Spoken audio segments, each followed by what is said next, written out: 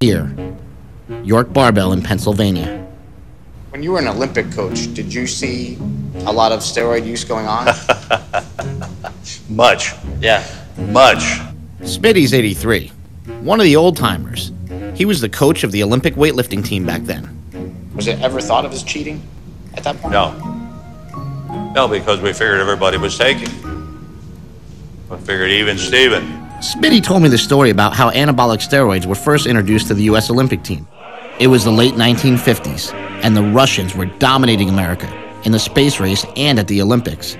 But one night, the Russian coach got drunk and told the American coach they'd been injecting their athletes with steroids. The American coach raced home and developed an even more powerful steroid, specifically for Team USA. So if steroids actually helped America beat the commies, how did they get such a bad rap? Last week, former NFL defense lineman Lyle Alzado told NBC News that steroids were the cause of his inoperable brain cancer. How long were you on steroids? Most of my pro career. I played 16 years. And it got me where I wanted, but also got me very sick. Lyle Alzado went from being the toughest son of a bitch in the NFL to being a sad, dying man.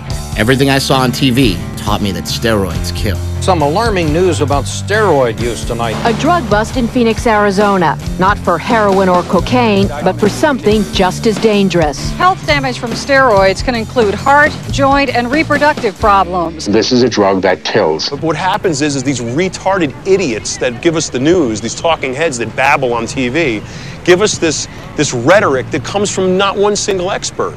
And they say ridiculous things like steroids will kill you, they'll rot your kidneys, they'll give you cancer, they'll do all these horrible things that are just not true. John Romano is a senior editor of a bodybuilding magazine, and he disagrees with what his media colleagues think of steroids. Well, how come we hear constantly in the news that people are dying from taking steroids? Show me the bodies.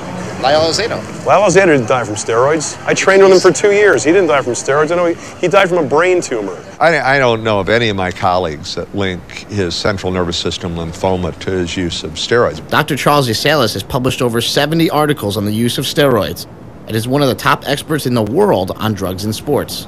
Are steroids killing people? Good question. They've been used in medicine since the late 1930s.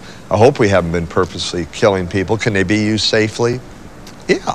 These drugs are a boon in the medical profession. They're a miracle drug for people with muscle wasting. They are a miracle drug for burn victims, for cancer patients, people recovering from surgery. And for people with AIDS, like Jeff Taylor. Jeff has been fighting HIV for 25 years, and he says steroids saved his life.